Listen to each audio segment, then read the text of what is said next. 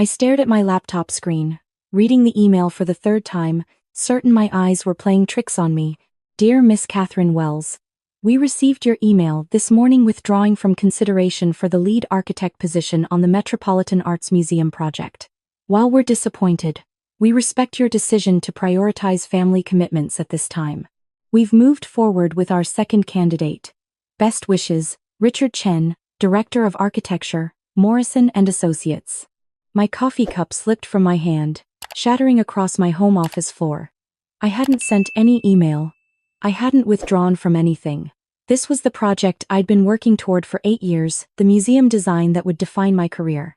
My hands shook as I checked my sent folder. Nothing. I checked my trash. Empty. Then I saw it. My email was still logged in on our shared home computer downstairs, the one my husband David used when his laptop was charging. The one I'd stupidly never logged out of because I trusted him. I grabbed my phone and called Richard's office directly. His assistant put me through immediately. Richard, this is Kate Wells. There's been a terrible mistake.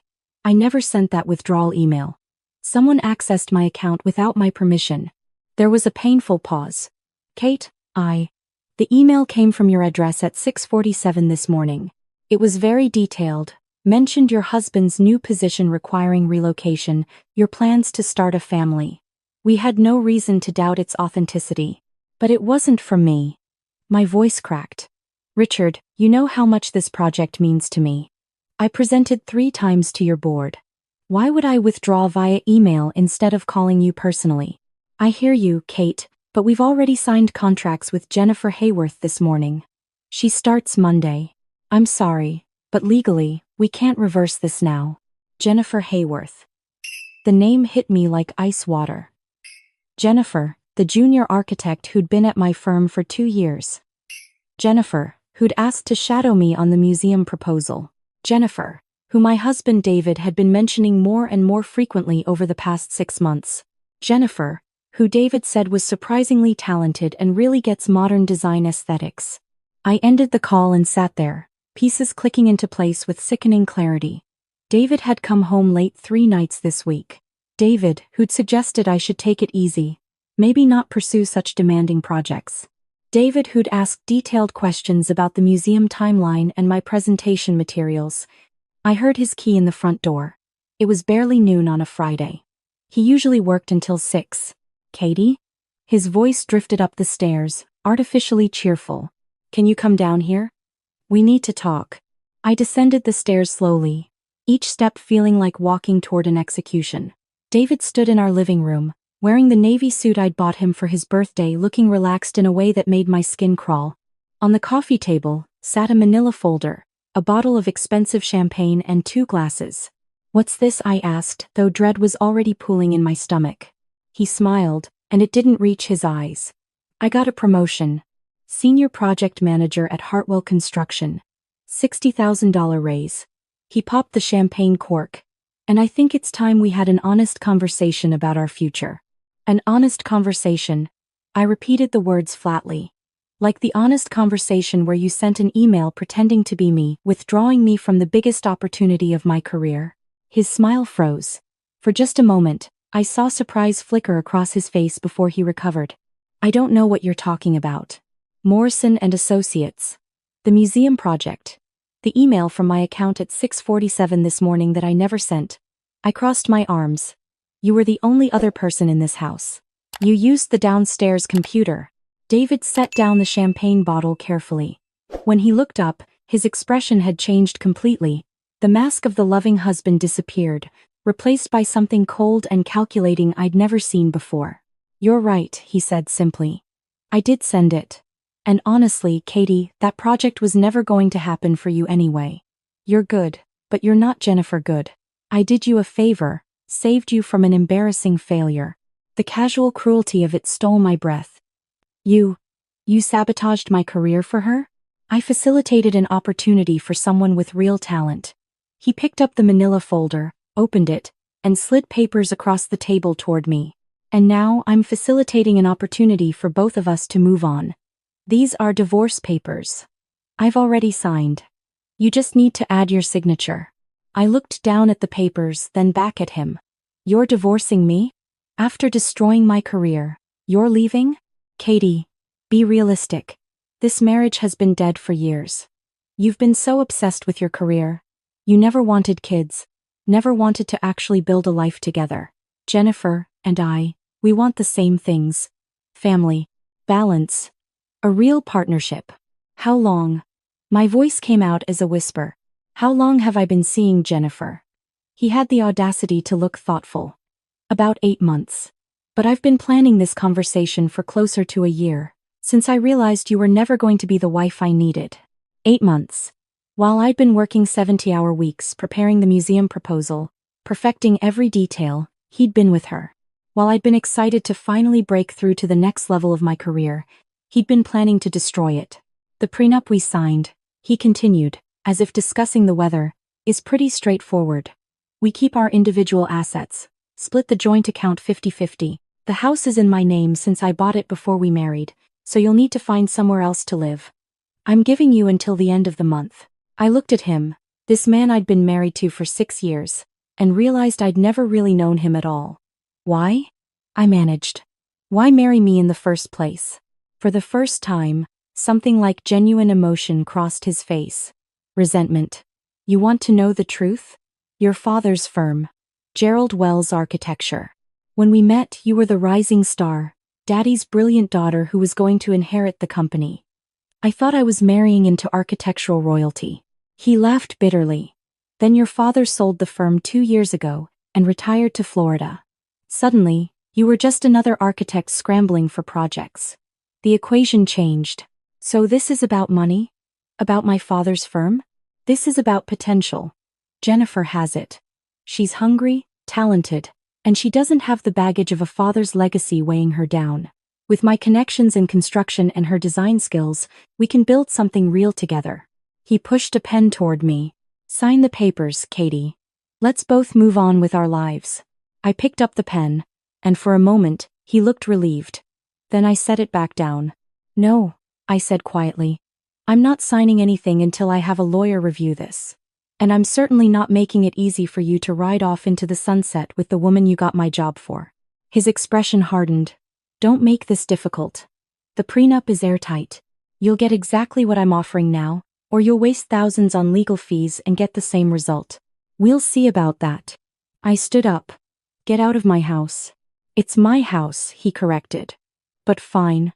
I'll stay at Jennifer's tonight. You have until Sunday to think this over. If you don't sign by then, I'll file for divorce anyway, and you'll look petty and vindictive in court. He grabbed his keys. Oh, and Katie? Jennifer's going to do an amazing job on the museum. She's already asked me to help with the structural consultations. Hartwell might even bid on the construction contract. It's all working out beautifully. The door closed behind him, and I stood there in the wreckage of my life, surrounded by broken glass and spilled champagne, with divorce papers on my coffee table and my career in tatters. If you've ever had that moment where everything you believed about your life shatters in an instant, you know the strange clarity that comes after the initial shock. I didn't cry. I didn't scream. I walked upstairs, sat down at my computer, and started digging. First, I called my best friend Rachel, a family law attorney I'd known since college. He did what? Rachel's voice rose to a pitch that probably scared her neighbors. Kate, do not sign those papers. Don't sign anything. I'm coming over right now.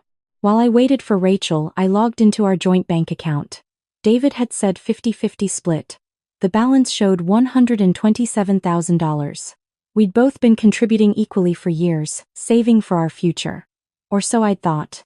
Then I checked the account history. 3 days ago, David had withdrawn $65,000 and transferred it to an account I didn't recognize. Yesterday, another $30,000. He'd left me with $32,000 and called it a 50-50 split. My phone rang. Unknown number. I almost didn't answer, but something made me pick up. Is this Catherine Wells? A woman's voice, professional. Yes. This is Sandra Murphy from Morrison & Associates. I'm on the hiring committee for the museum project. I wanted to reach out personally because something about this morning's email bothered me. She paused. You presented to us 3 times. You were passionate, detailed, brilliant, and then you withdraw via email, with vague mentions of family commitments. It didn't feel right. Sandra, I didn't send that email. My husband accessed my account and sent it without my knowledge. He's having an affair with Jennifer Hayworth, the architect you hired this morning to replace me. Silence on the other end. Then, are you absolutely certain? He admitted it to me an hour ago, along with the fact that he's divorcing me and that Jennifer will ask him to consult on the museum project. His construction company will probably bid on the contract. More silence. That's a serious conflict of interest.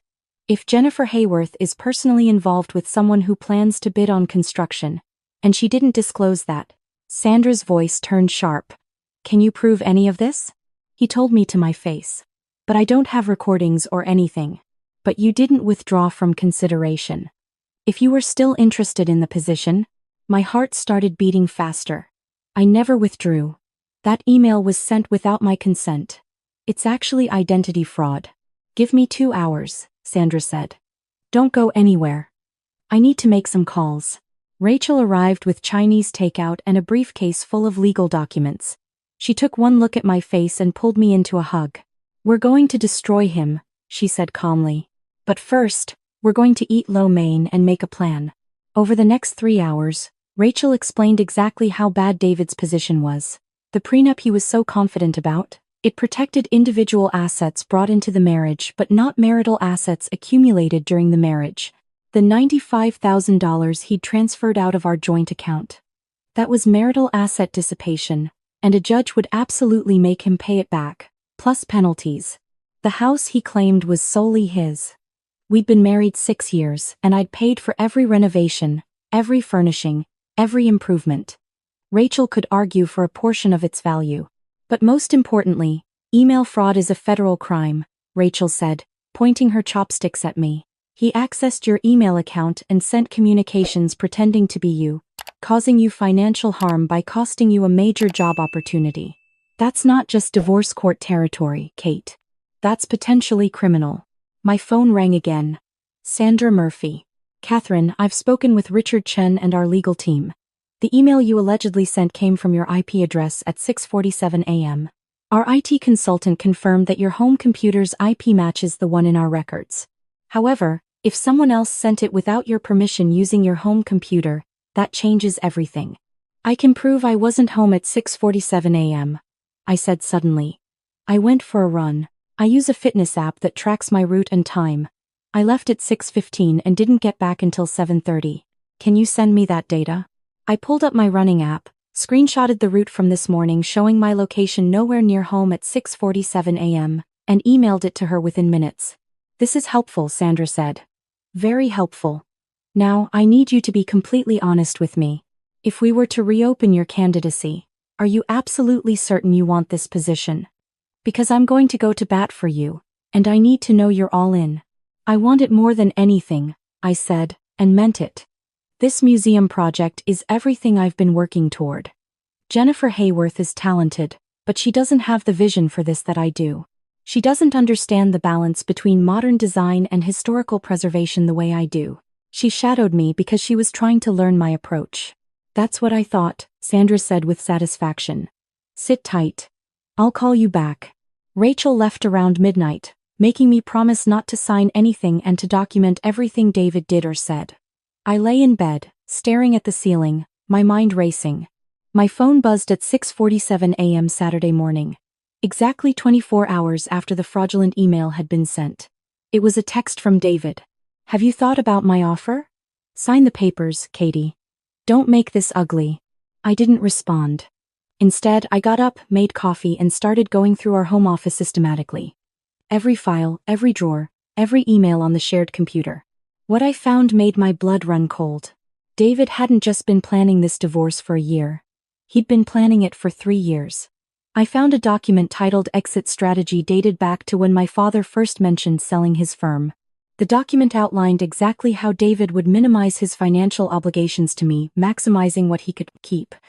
There were emails between David and a lawyer, discussing the prenup's weaknesses, how to document that I was career-obsessed and didn't want children to paint me as the bad wife. There were spreadsheets tracking every dollar I'd put toward house renovations, every gift I'd bought, every expense I'd covered, and strategies for arguing that these were gifts, not contributions. And there, in a folder labeled New Opportunities, were emails between David and Jennifer going back 9 months. Not just affair emails, though there were plenty of those. Strategic emails about my museum project. Kate showed me her presentation boards today, Jennifer had written. I took photos when she left the room. Attaching them here. I think I can improve on her structural integration concept. Perfect, David had replied. When the time is right, we'll make sure you're in position to take this project. It'll launch your career. They'd been planning to steal my project for 9 months. Every time I'd excitedly told David about my progress, every time I'd asked his opinion on structural elements, every time Jennifer had asked to learn from me, they'd been gathering intelligence to replace me. I photographed everything. Every email, every document, every spreadsheet. I uploaded them all to a secure cloud drive that David didn't have access to. My phone rang. Sandra Murphy again. Catherine, I have news. Morrison and Associates takes allegations of fraud and professional misconduct very seriously. We've reviewed the timeline and evidence. The email sent from your account occurred while you can prove you weren't home. Jennifer Hayworth failed to disclose her relationship with David Wells, who works for a construction company that has bid on our projects before. This represents a serious conflict of interest. My heart was pounding. What does that mean? It means we're terminating Jennifer Hayworth's contract effective immediately for failure to disclose conflicts of interest. And it means, if you're still interested, we'd like to offer you the lead architect position on the Metropolitan Arts Museum project. The real offer this time. Contract ready for your signature. I actually had to sit down. Are you serious? Completely. Can you come to our office Monday morning at 9? I'll be there. After I hung up, I sat there, processing. I'd gotten my job back. But that wasn't enough. David and Jennifer had tried to destroy my career. They'd planned this for months. They'd strategized together how to steal my work, my opportunities, my future. It was time to return the favor. I called Rachel. I need your help with something. Something beyond the divorce. I'm listening. David and Jennifer conspired to steal my project through fraud. I have emails proving they planned this for months, that Jennifer plagiarized my work to prepare her own presentation. She took photos of my presentation boards without my permission and claimed the ideas as her own. Rachel was quiet for a moment. Kate, what you're describing is intellectual property theft and fraud. If you can prove Jennifer used your work without attribution to secure a contract, I can prove it. I have everything. Time-stamped emails, photos she took of my boards. Her presentation boards that Morrison Associates must have on file. They'll match my concepts almost exactly. This could ruin her career, Rachel said slowly. Are you sure you want to go nuclear? I thought about David's cold smile as he told me Jennifer was more talented. I thought about the museum project I'd poured my heart into being stolen. I thought about being told to pack my things and leave the house I'd renovated with my own money. I'm sure. Then let's do this right. We're going to need an intellectual property attorney.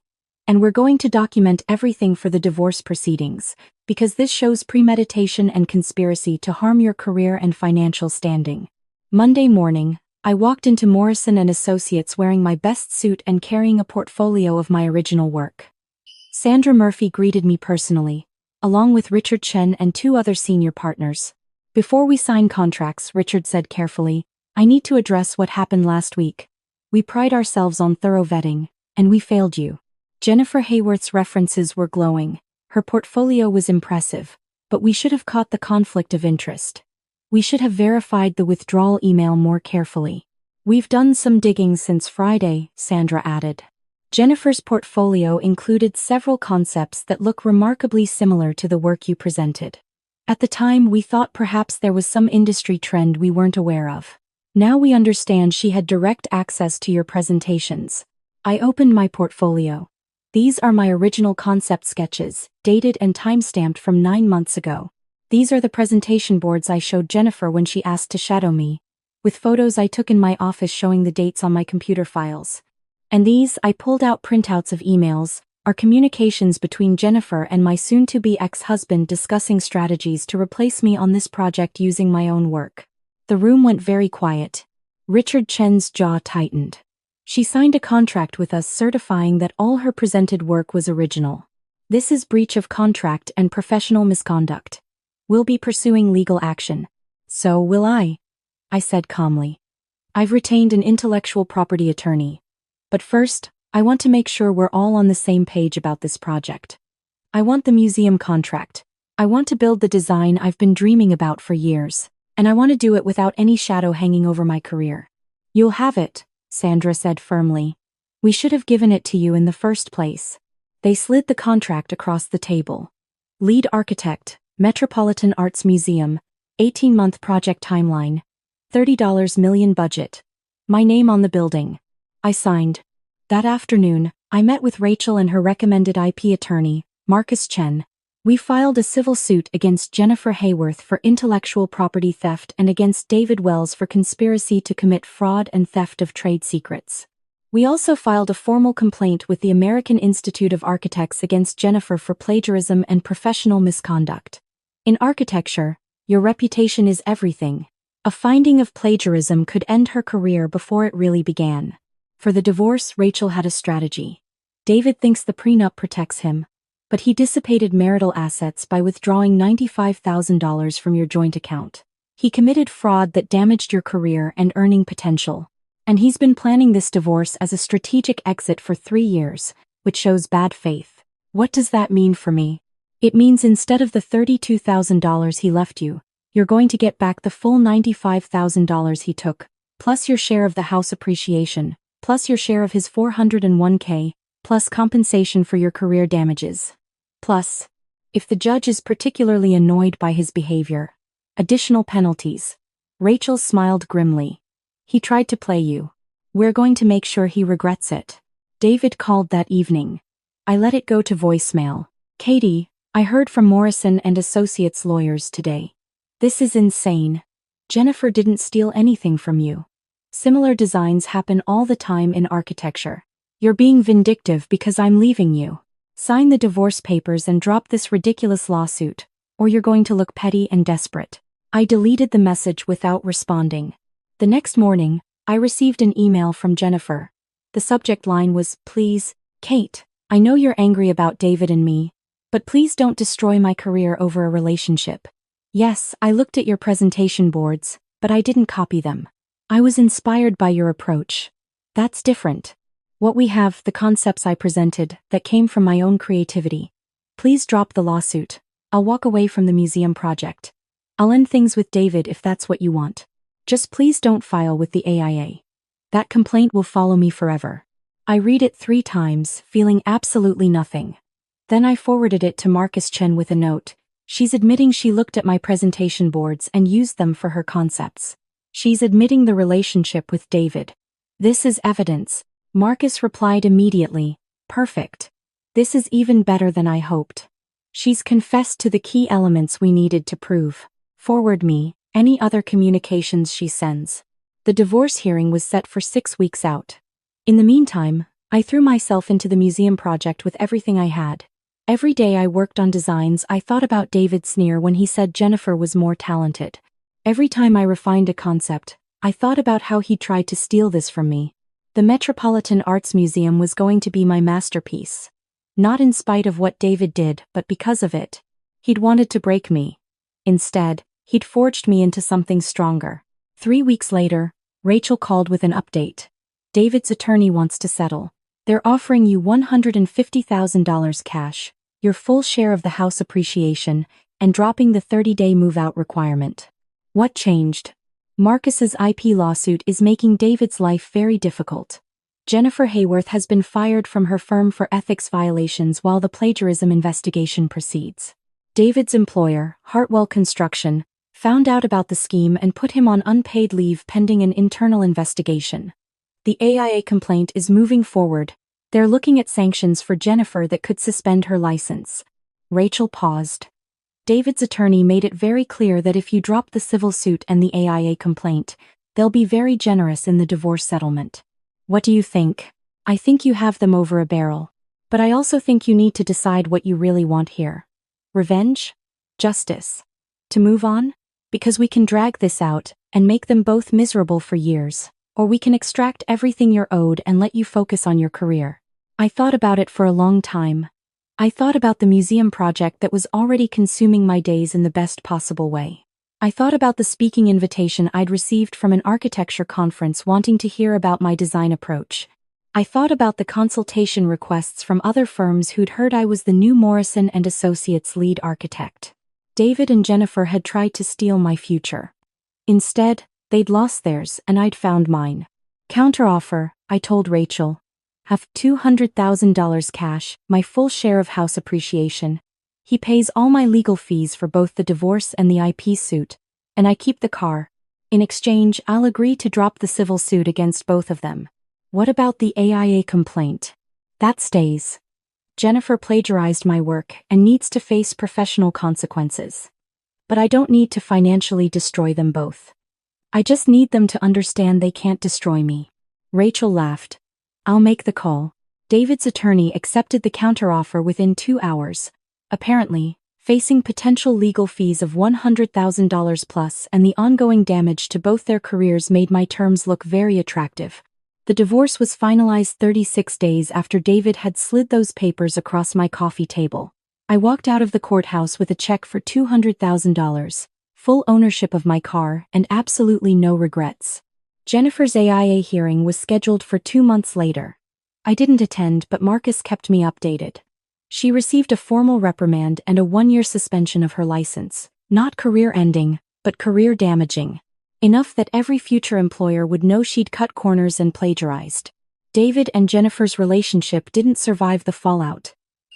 Apparently, losing your job and professional reputation tends to strain even affairs built on conspiracy and stolen dreams. 6 months after David handed me divorce papers, I stood in the shell of the Metropolitan Arts Museum, watching construction crews work from my designs. The space was everything I'd imagined: soaring ceilings that played with natural light, innovative use of sustainable materials, a perfect blend of modern architecture and classical museum functionality. Richard Chun stood beside me, reviewing the latest progress reports. You know, he said casually, we've had 3 other museums reach out asking if you'd consult on their projects. The Baltimore Contemporary wants you to redesign their entrance pavilion. There's talk of a profile in Architectural Digest. I smiled, watching sunlight stream through the skeleton of my design. Tell them I'm interested. After the museum opening, my phone buzzed. A text from Rachel. Signed the papers selling David's house today. He's officially out of your name and your life. Drinks tonight to celebrate? I replied, absolutely. But I'm buying. I just got my first royalty check from the museum design licensing agreement. Because here's the thing about people who try to destroy you. They can only succeed if you let them. David thought he could sabotage my career, steal my work, and leave me with nothing. What he actually did was eliminate the deadweight from my life and give me the motivation to reach heights I might never have pushed for otherwise. The Metropolitan Arts Museum opened 18 months later to rave reviews. My design won 3 industry awards. The Baltimore Contemporary hired me. The Architectural Digest profile ran with the headline, Rising Star Catherine Wells Builds a Career on Her Own Terms. I framed a copy of that article and hung it in my new home office, in the loft apartment I bought with my divorce settlement.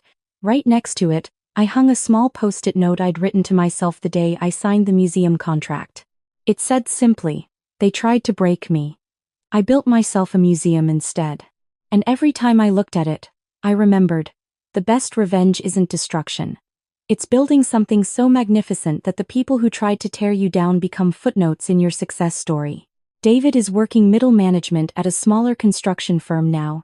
Jennifer eventually got her license back and works at a residential architecture practice, designing kitchen renovations. And me? I'm designing museums, mentoring young architects, and living proof that sometimes, the worst thing that happens to you becomes the catalyst for the best thing you ever do. If you're facing your own betrayal, your own moment where everything falls apart, remember this. They can take your job, your marriage, your security, but they can't take your talent, your determination, or your ability to rebuild something even better than what they destroyed. Sign the papers when you're ready, but never, ever sign away your power to define your own future. That decision, the choice to fight back strategically and build something better, made all the difference. I'm freezing. I'm bleeding. Slowly fading away. But don't worry, I'm fine.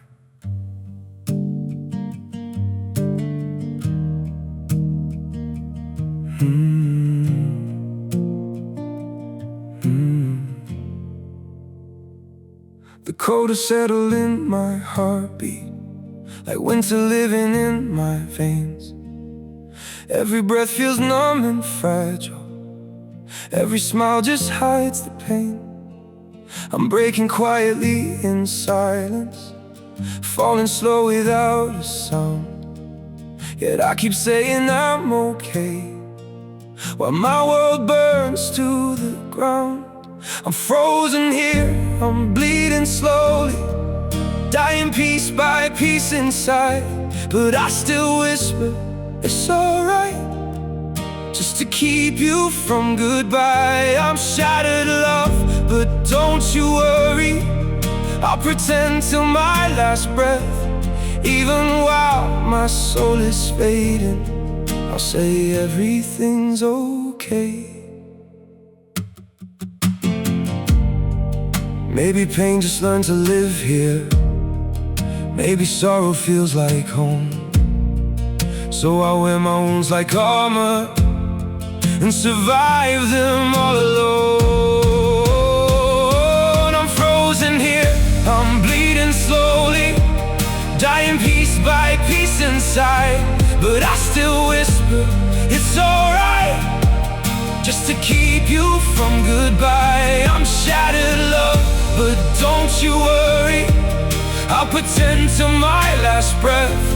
Even while my soul is fading, I'll say everything's okay. If you ever see me smiling, no, it's just my last defense. 'Cause sometimes love means hiding how much you're suffering. No, I'm frozen here, I'm bleeding slowly, dying piece by piece inside.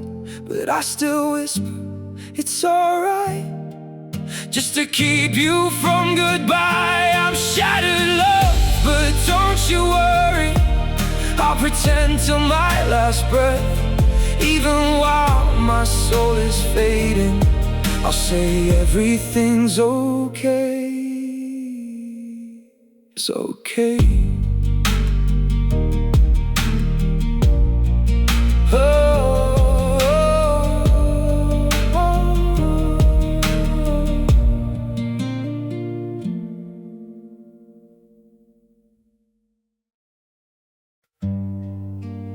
Some days feel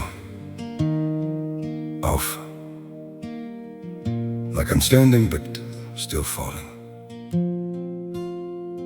A little pain, a little tired, and no one to tell it all to. There are days that feel unsteady, like I'm drifting out of place. Every step just feels so heavy, with a smile I have to fake. A little hurt I keep inside me, a little weight I always hide, and 1,000 quiet worries I've been holding deep inside.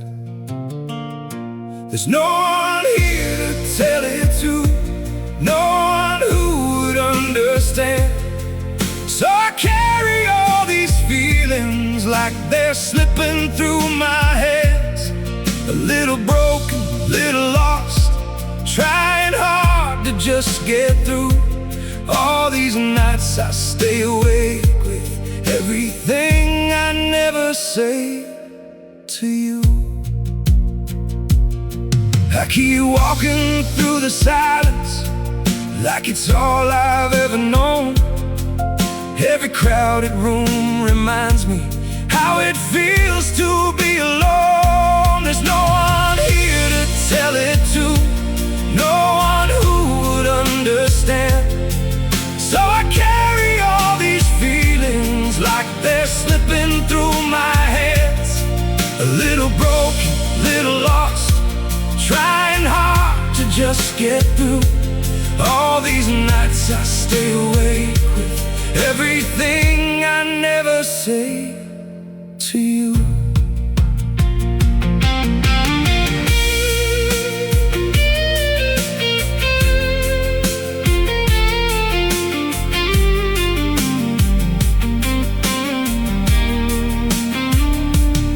Maybe one day I'll be stronger. Maybe I'll learn how to speak. But for now I keep it buried in the parts of me too weak. There's no one here to tell it to, no one who would understand. So I carry all these feelings like they're slipping through my hands. A little broken, little lost, trying hard to just get through. All these nights I stay awake with everything I never say to you.